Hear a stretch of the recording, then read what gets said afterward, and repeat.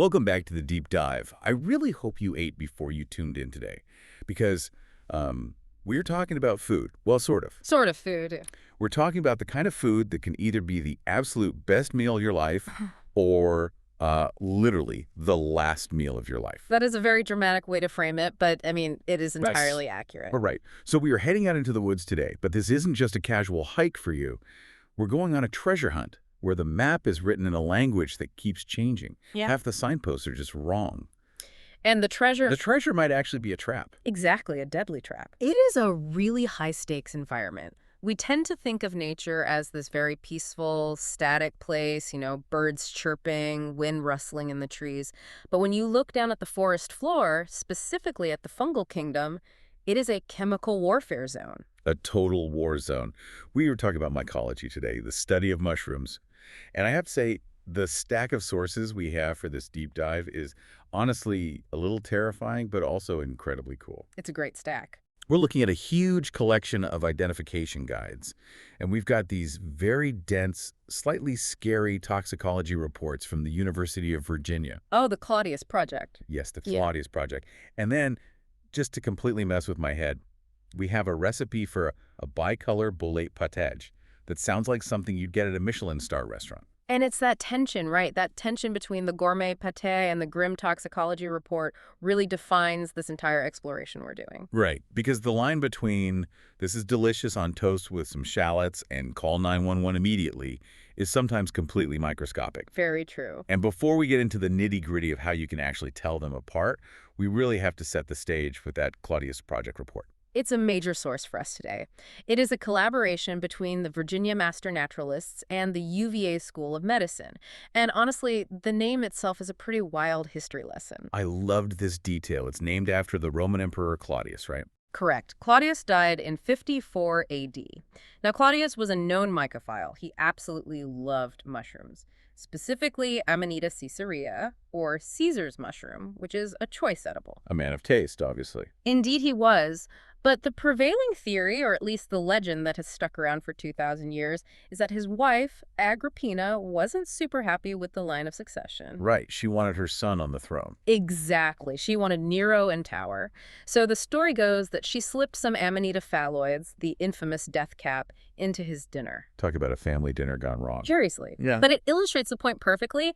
Ignorance regarding mushrooms, or in Agrippina's case, actual malice, changes history. It literally changes the course of empires. Wow.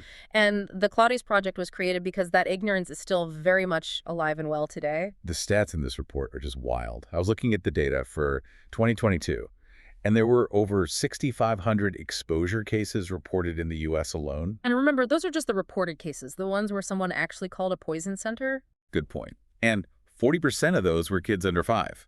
So we're not just talking about reckless foragers or people trying to get high in the woods. We're talking about toddlers finding something in the backyard that looks like a marshmallow. Exactly. So the real mission of this deep dive isn't just to scare you, though, we might do a bit of that. We definitely will. It's to help you navigate what Michael Kuo, one of our key sources from mushroomexpert.com, calls the muck of identification. The muck. I love that term so much. It's very fitting. We want to help you distinguish the delicious treats from their toxic twins. And to do that, we really have to get our hands dirty. Let's do it. So let's start with the prize. The mushroom that, according to the forums and the foraging blogs we looked at, everyone is out hunting for right now. We're talking about the Bicolor Bolete, or Beringia bicolor. It is a stunning mushroom, truly. Even if you have zero interest in eating fungi, if you spot one of these out in an oak forest, it just stops you in your tracks. Describe it for us. Okay. Because I'm looking at these photos from the Mushrooms of Connecticut source, and it looks like something straight out of a fairy tale. It doesn't even look real. It really does have a storybook quality to it. It has this vibrant, brick red cap. It almost looks like a perfectly baked bun, sometimes a little velvety on top, but the real tell is underneath. Right, because these aren't your standard white grocery store mushrooms. No, not at all. If you flip a portobello over, you see gills, those paper-thin lines radiating out from the center. Boletes don't have gills, they have pores. Like a sponge. Exactly. It's essentially a sponge. The underside is a flat, spongy surface made up of thousands of tiny tubes. And then on the bicolor, those pores are yellow. A bright, sunny yellow. So you have this incredibly stark contrast. A deep red cap on top, and a bright yellow underbelly. And what about the stem? The stem is usually yellow at the top, right near the cap, and it fades into this red or rosy color at the bottom, hence the name bicolor, two colors. Makes sense. And people go absolutely crazy for these things. We have this source from Tyrant Farms, which is this great foraging and homesteading blog. And the author, Aaron von Frank, he isn't just identifying it, he's practically writing poetry about eating it. He treats it as a serious culinary event. And honestly, he should. It's considered a choice edible, which in mycology speak basically means gourmet. He has a recipe for a Bicolor Bolete mushroom pate. And I have to read this part because it captures the allure so well. He talks about the joy of forest-to-table eating. It's a great phrase. He describes joyously harvesting the ingredients on a hike, grabbing fresh thyme, some garlic, shallots, and then turning them into this rich, savory spread. It sounds completely idyllic. It sounds incredible. He mentions the flavor is nutty, almost like a meaty cashew butter. Which is exactly why people risk it. If these things tasted like damp cardboard, we wouldn't have 6,500 poisoning cases a year. The reward is high. You're finding free, gourmet food just sitting in the woods. But here comes the trap. And this is where the deep dive gets tricky for you if you're out there looking for dinner. Because that idyllic pate, it has a doppelganger, a look-alike that is almost identical to the untrained eye. Enter Bolete sensibilis? The sensitive bolete, which I have to say sounds like a mushroom that gets its feelings hurt if you don't pick it nicely. In a weird way, it does. Or rather, its chemistry is incredibly reactive to your touch. And this brings us to the most dramatic test in a forager's toolkit, the flash test. This was fascinating to me. We have a transcript here from a YouTube channel called Mushroom Journeys. And the host sets up this experiment. He has the edible bicolor on the left and the toxic sensitive bolete on the right. Visually, they look 95% the same. Red cap, yellow pores. To a novice, they are twins. But how do you actually tell them apart? You bruise them. Right. You have to physically damage the tissue. You cut the stem with a knife or you press your thumb really hard into the yellow pores. You are exposing the internal flesh to oxygen. And this is where the chemistry kicks in.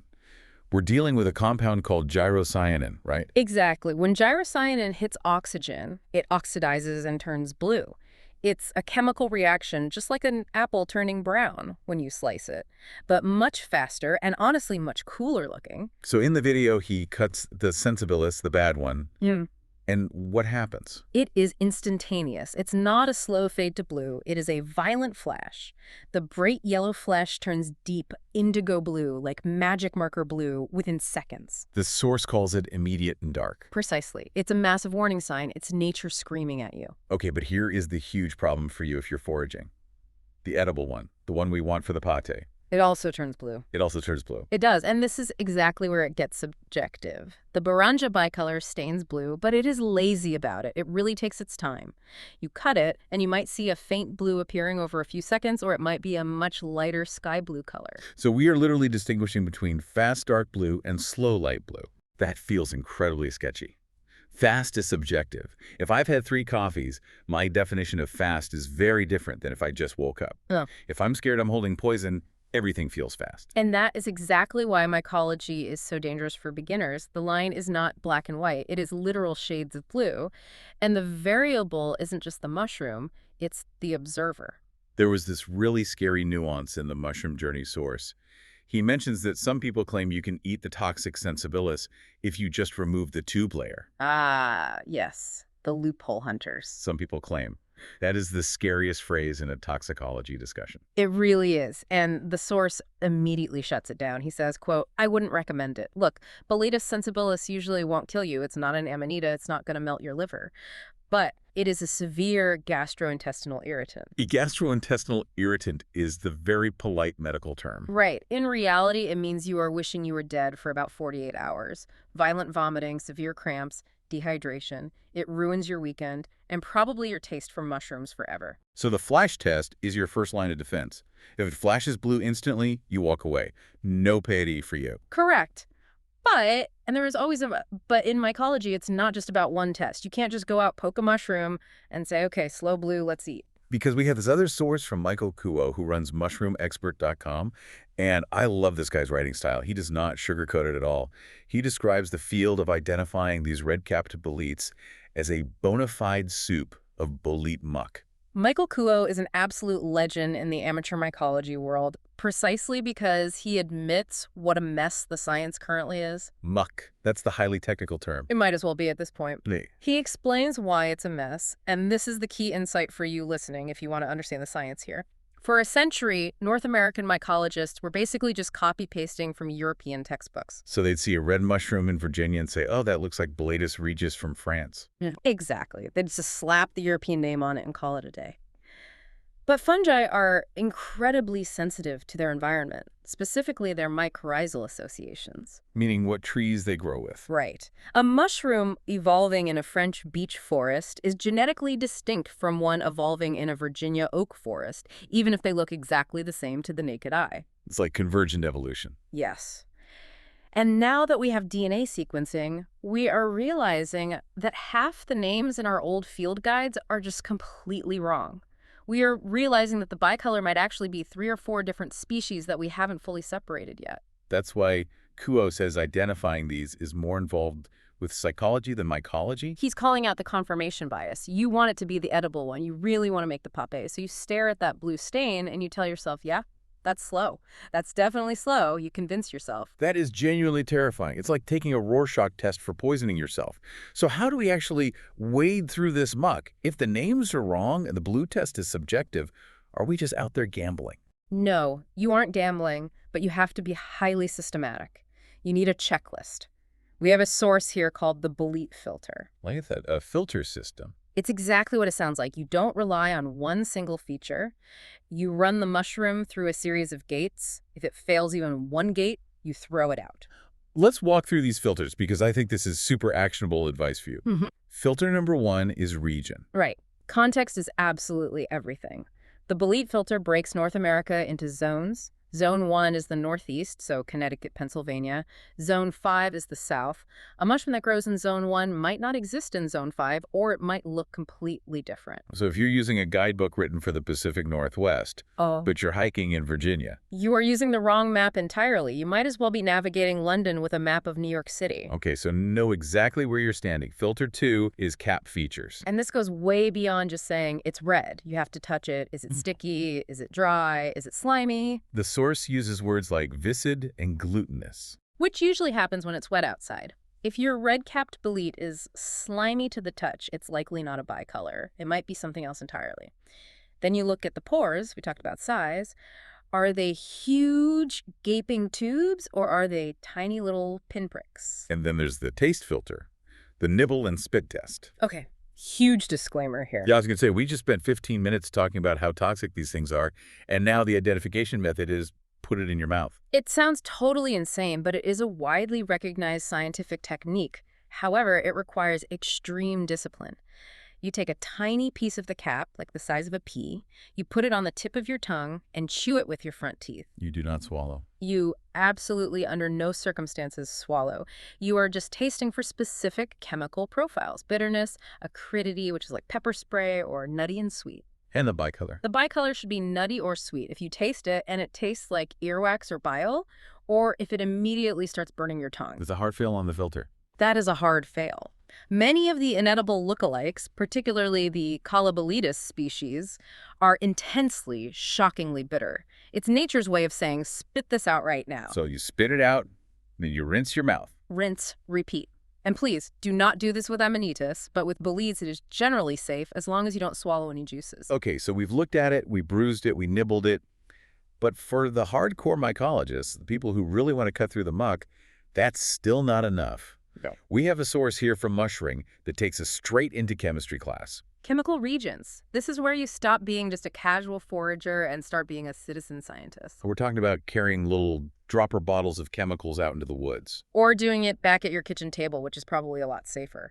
The big one they use is KOH, potassium hydroxide, usually a 3 to 10% solution. Isn't that caustic? It is. It's lye. You definitely don't want to get it on your skin. But when you put a single drop on the cap of a mushroom, it reacts with the pigments and the cellular structure. What exactly are we looking for when we drop it on there? A sudden color change. With some boletes, a drop of KOH will turn that red cap a deep orange. With others, it might turn pitch black. The source mentions that for other families entirely, like Agaricus, it turns yellow. For Russula, it turns magenta. It's like a secret code hidden right in the mushroom skin. It really is. It's a chemical signature that is much, much harder to fake than just looks kind of red. A negative reaction is also a clue, by the way. If nothing happens, that tells you something too. The source also mentions ammonia. Just standard household ammonia. Yes. The source notes that ammonia can flash blue or green on the cap surface of certain boletes. Wait, this is wild. The mushroom naturally bruises blue inside if you cut it. But if you put ammonia on the red outside cap, it turns green. Exactly. It's baffling, isn't it? But it's distinct. And in the soup of muck, you need distinct. You need a binary yes or no reaction to feel safe. This leads us directly to the curry controversy. This seemed to be a huge point of contention in the sources we reviewed. Oh, the curry smell. Yes, this is a classic, long-standing debate. For years, old field guides have said that Boletus bicolor smells distinctly like curry or maple syrup or bouillon, which honestly sounds lovely. It does sound lovely. It makes you want to go find it. But Michael Kuo, our muck expert, is having absolutely none of it. He literally says he has sent the curry odor character to the trash bin. Why? Is he just nose blind to it? He argues that it's way too subjective. One person's delicious curry is another person's old gym sock. Smell is heavily linked to memory, and it varies wildly between different people, relying on, I think I smell fenugreek. When your liver is on the line, Kuo thinks that's just bad science. I guess that makes perfect sense. Smells good is not a reliable chemical region. Well, exactly. It's not repeatable. So we've got our filters. Yeah. But even with the filters dialed in, there are specific imposters out there that are trying to slip through. We talk about the sensitive bolete, but mushroom appreciation and Michael Kuo list a few others that are arguably even trickier. There is Boletus miniata olivaceus. That is a mouthful. Let's just call it the mini olivaceus. This one is incredibly dangerous because it lives right in the middle ground. It has a fully yellow stem, so it doesn't have that nice red fade at the bottom, like the bicolor. But here is the kicker. It bruises blue faster than the bicolor, but slower than the sensitive. It's the Goldilocks of poisoning yourself. Exactly. If you're out there judging speed and you think, well, it was an instant, so it must be safe, the mini olivaceus will absolutely get you. Then there is Hortiboletus rubellus. The ruby bolete.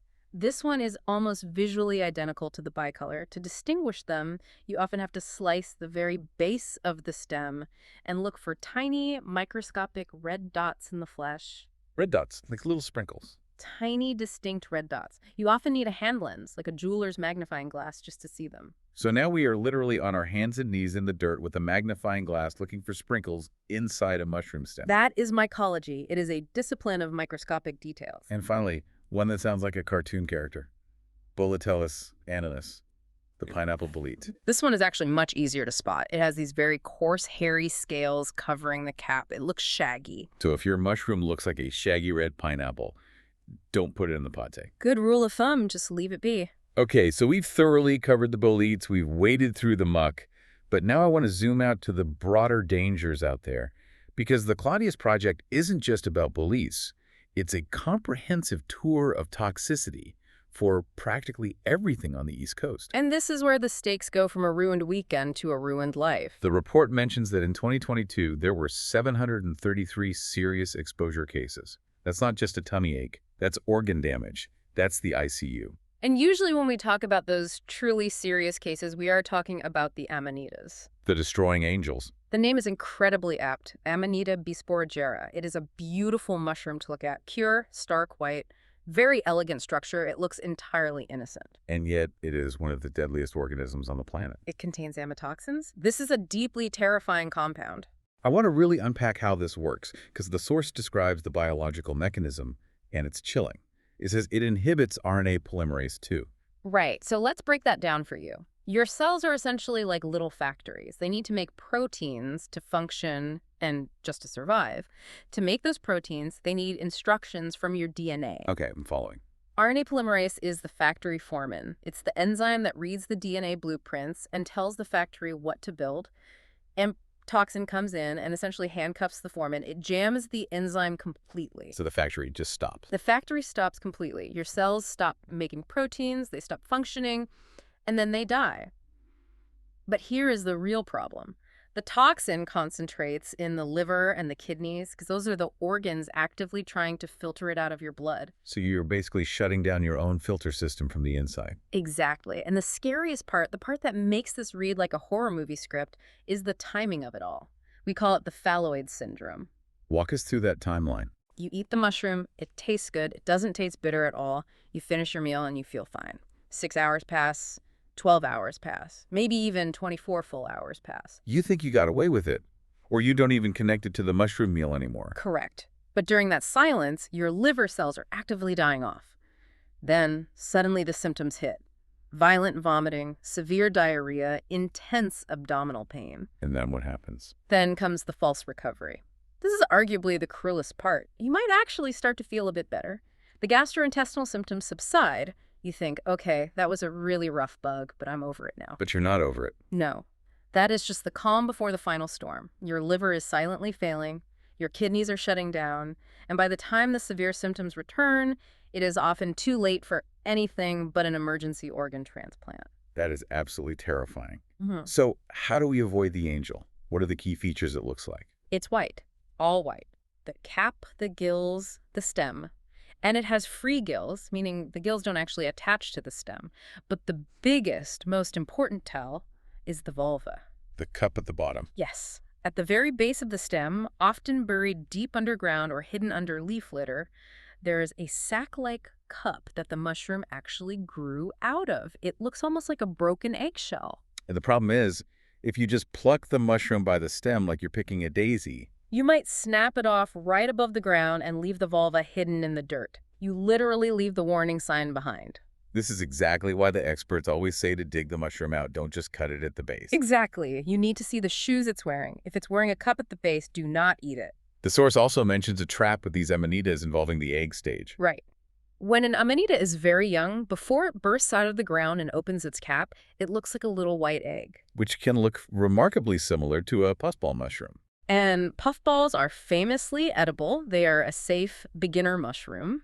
So you have people out foraging for puffballs who might pick up a deadly amanita egg by mistake. How do you tell the difference before it actually hatches? You have to slice it open vertically, right down the middle. If it's a true puffball, it will be solid white all the way through, sort of like a marshmallow or fresh mozzarella cheese. And if it's an amanita egg? You will see the faint outline of the baby mushroom inside, the tiny cap, the little gills developing. It looks like an alien embryo waiting to be born. Okay. Marshmallow good. Alien embryo very bad. That's a rule I can definitely remember. It's a life-saving rule to live by. Let's move from the deadly white mushrooms to something with a name that sounds like a heavy metal band. The green vomiter. Chlorophyllum molybdites. It is the single most common cause of mushroom poisoning in North America, by far. Really? Why is it so common? Is it super aggressive or something? It's common because it lives exactly where we live. It loves suburban lawns. It grows in those classic fairy rings on perfectly manicured grass, and it looks delicious. It's big, it's white, it's got some nice brownish scales on top. It looks exactly like the edible parasol mushroom. So you walk out to get the morning paper, you see a big, beautiful mushroom on your lawn, and you think, hey, free breakfast. Exactly. But there is a very simple way to tell them apart. And this brings us to another essential mycology skill. The spore print. Explain this process, because it sounds like we're doing middle school art class now. We basically are. You cut the cap off the mushroom. You place it gills down on a piece of paper. Half black, half white paper is best to see contrast. You put a bowl over it to stop any air currents from blowing things around, and you wait a few hours. And what happens under the bowl? The mushroom drops its millions of spores. It leaves a perfect, powdery print of the gills right on the paper.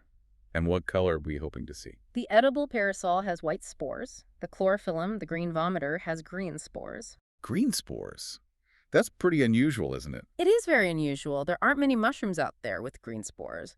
As the mushroom ages in the yard, the gills themselves will actually start to turn a sickly greenish-gray color, too. And the main toxin here, molybdophilicin. Molybdophilicin, yeah. It's a protein that aggressively breaks down other proteins in your gut. That sounds incredibly unpleasant. It causes severe, rapid gastrointestinal distress. It likely won't kill you unless you are very young or very old or maybe immunocompromised. But as the name strongly suggests, The green vomiter. you will severely wish you hadn't eaten it. It is a violent, awful purge. Let's keep moving to a really strange one, the inky cap. Corpronopsis atramentaria. This one is tricky because it's technically edible. Mostly. It is edible. It's actually delicious even. It has a really nice flavor profile. Unless you decide to have a glass of wine with dinner. Or a beer. Or any cocktail at all. Correct. This mushroom contains a very specific toxin called coprine. On its own, coprine isn't toxic. It does absolutely nothing to you.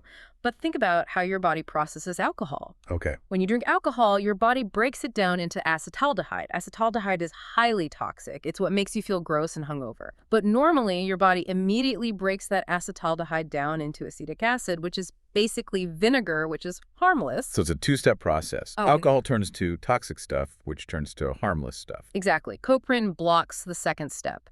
It permanently binds to the enzyme that breaks down the toxic stuff. So the toxic stuff just builds up in your blood. It builds up incredibly rapidly.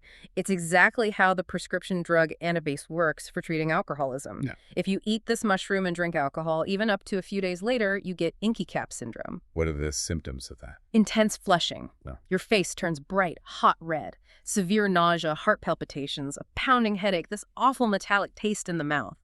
You basically get the worst hangover of your entire life instantly. So it's truly the teetotaler's mushroom. You have to make a definitive choice. The mushroom or the mallow. You absolutely cannot have both. That is just fascinating biology. It's like a highly specific chemical lock and key. It really shows how incredibly complex the interaction between fungi and human biology is. It's not always just a simple binary of toxic or safe. It's safe under these highly specific conditions. It forces you to respect the complexity of the natural world. Now, I want to get to the breaking news section of our outline. This is a really cool part of the Claudius Project source. It mentions a major discovery in Virginia that hadn't been seen there before. Yes, the incredible story of Patrick Mitchell. He's a citizen scientist. Which I love so much. It shows you don't need a PhD to actively contribute to this field. You just need deep curiosity and really good eyes. Absolutely. He found a mushroom called Cortinarius oralino. That sounds extremely ominous. It definitely should. The Cortinarius family, also known as webcaps, includes some really nasty characters. This particular species contains a toxin called orellanine. And what does orellanine do to you? It causes total kidney failure. But here is the real kicker, the latency period. We talked about the Amanita delay being maybe 6 to 12 hours. Right, which is already scary. With orellanine, it can take days, sometimes 2 full weeks, sometimes even 3 weeks before symptoms show. Weeks? Were you serious? Yes. You could eat the mushroom, feel totally fine, go about your life, completely forget you even ate foraged mushrooms, and then 3 weeks later, your kidneys just start to shut down. You wouldn't even remotely connect it to the mushroom meal by that. Exactly. That makes medical diagnosis incredibly difficult. Doctors in the ER might be looking for weird infections or environmental toxins. Patrick Mitchell found this mushroom quietly growing in Virginia, and they confirmed it with advanced DNA sequencing at the Mycology lab. It proves that the fungal map is actively changing around us. These deadly things are just showing up where we didn't think they were, just lurking in the Virginia woods. And it strongly highlights the extreme danger of what mycologists call LBMs. The little brown mushrooms. It's an acronym born completely out of frustration and deep caution. There are hundreds of species of small, totally nondescript brown mushrooms. Some are hallucinogenic, some are edible, and some, like Gallerina marginata, are incredibly deadly. The deadly Gallerina. It contains the exact same amatoxins as the destroying angel, the exact same liver-melting poison. But visually, it looks completely different. It does. It's small, it's brown, and it grows directly on rotting wood. The danger here is that it looks a whole lot like the honey mushroom, which is a very popular edible, or psilocybe mushrooms. Right. And the source gives us a crucial safety tip here regarding the spores. Honey mushrooms have white spores. Gallerina has brown spores. If you are foraging for honey mushrooms, you absolutely must do a spore print, because they can grow on the exact same log. They can literally be neighbors. They can be completely intermingled. You could pick a nice cluster of honeys and accidentally grab one Gallerina mixed in, and that one single LBM is enough to kill you. That brings us to the sensitive stomach section. We're talking about Paxillus involutus, the poison pax. This one is a fascinating historical cautionary tale. For a very long time, this mushroom was considered broadly edible. People in Eastern Europe ate it for generations without second thought. So what changed? Did the mushroom suddenly mutate? No, the mushroom stayed the same. Our medical understanding changed. We finally realized that it causes Paxillus syndrome. It's not a traditional toxin that hits you all at once. It's an autoimmune reaction. Explain that mechanism. The mushroom contains a specific antigen, a substance that actively triggers an immune response in your body. In some people, repeated consumption of this mushroom primes their immune system to produce targeted antibodies. But these antibodies don't just attack the mushroom components in your gut, they cross-react and attack your own red blood cells. Autoimmune hemolysis. Exactly, and it's strictly cumulative. You might eat it once and be totally fine. Eat it 10 times over 10 years, fine. The 11th time you eat it, your antibody levels finally reach a critical tipping point, and your immune system suddenly destroys your blood cells. Massive shock, sudden kidney failure, and death. It's basically playing Russian roulette, but the gun loads itself very slowly over time. That's a chilling analogy, but a perfectly accurate one. It shows that the argument "my grandfather ate these his whole life" is not a valid scientific safety test. Your grandfather might have been genetically lucky, or he might have eventually died of mystery kidney failure that no doctor ever linked back to his mushroom habit. Speaking of things people actively forage for, we have to touch on the psilocybin section. The Claudius Project actually includes an introduction to psilocybin-containing mushrooms. Which is very responsible of them, honestly, given the massive rate of foraging for them right now. They specifically highlight Psilocybe ovoidiocystidiata. The ovoid, or sometimes called the river teacher. It's a wood-loving species predominantly found in the Ohio, Pennsylvania, Virginia region. It's known to be quite potent. Describe what it looks like. It has a caramel to dark chestnut brown cap that is notably hygrophanous. Hygrophanous, that's a great vocabulary word. It means it visibly changes color as it dries out. It fades from a dark, wet caramel to a pale tan or even white. But the key ID feature, again, is the bluing reaction. Kind of like the Bicolor Bolete we talked about at the start. Similar visible mechanism, completely different chemical. Psilocybin oxidizes to a blue color when exposed to air, but with the ovoid, the source specifically notes it can be a very delayed reaction. You handle it, and the blue bruises appear quite slowly. But the real danger here is the LBM confusion again. Massive, massive danger. We just talked about the deadly Gallerina. It grows in the exact same habitats, on wet, rotting wood near rivers. If you are foraging for ovoids and you aren't 100% sure of your identification, if you skip doing the spore print, you are directly risking amatoxin poisoning. It's the ultimate high-stakes game. One gives you a profound spiritual experience, and the other completely destroys your liver. And visually, to the untrained eye, they are both just generic little brown mushrooms sitting on a log. I want to wrap up the deep history aspect with Otzi the Iceman. This was a tiny detail in the Claudius intro that just completely blew my mind. It's amazing. It connects us directly to the ancient, deep lineage of human mycology. Otzi died roughly 5,300 years ago, frozen in the Alps. And he was carrying mushrooms on him. He was. They found 2 pieces of Fomitopsis betulina, the birch polypore, carefully strung on a leather thong around his neck or gear. Was he planning on eating them? Likely not for food, no. They are incredibly tough, like leather, and very bitter. But modern science shows that the birch polypore has really strong anti-inflammatory and antibacterial properties. It also actively kills intestinal parasites. So he was basically carrying a prehistoric first aid kit. He was. 5,000 years ago, humans already knew that fungi were powerful medicine. They likely knew exactly which ones were food and exactly which ones were poison. We are just now rediscovering that ancient knowledge, often through very hard, tragic chemistry. So we've waded deep through the muck today. We've seen the bright red bicolor, the deadly white angel, the weird green spores of the vomiter. What is the big overarching takeaway here for you listening? The main takeaway is that mycology is a rigid discipline of details. You simply cannot paint with a broad brush. You can't just say, oh, red mushrooms are bad. Exactly. The bicolor is red and delicious. The sensibilis is red and toxic. The speciosus is red and just okay. It's always about the specific combination of filters. The spore color, the bruising speed, the smell if you trust it, the exact species of tree it's sitting under, the chemical reaction to KOH. It's literal Sherlock Holmes level deduction. It really is, and the Claudius lesson is always lingering right there. Ignorance is dangerous. Whether it's a Roman emperor trusting his wife or a toddler playing in the backyard, the mushroom doesn't care who you are. It just is. And what really stands out to me is the muck itself. We want nature to be simple. We desperately want a flowchart that works 100% of the time, but nature is messy. It is infinitely messy. And it's constantly shifting. As we saw with the recent DNA testing, the scientific names we use are just clumsy human inventions. The mushroom you think you know perfectly, the cliticide moving to Colibia, or the Philiotina suddenly becoming Conicibula, our human understanding is constantly trying to catch up with the complex reality of the forest. So given all that, what's a final provocative thought you can leave with our listener? Think deeply about the soil directly under your feet the next time you're walking in the woods. There is an invisible, massive network of life down there, the mycelium, that is chemically more complex than a modern pharmaceutical lab. And the single mushroom you see popping up through the leaves, that's just the absolute tip of the iceberg. The one you think is totally safe might have a genetic cousin that evolved a terrifying, deadly toxin just to survive in its specific microclimate. So question every single thing you see. And maybe, just maybe, leave the tasting to the actual experts until you've truly mastered those filters. I'd say that is extremely sound advice. Go out, observe the woods, take some great photos, bring your KOH dropper bottle if you're feeling fancy, but always respect the mushroom. Thanks for diving deep with us today. Safe foraging out there.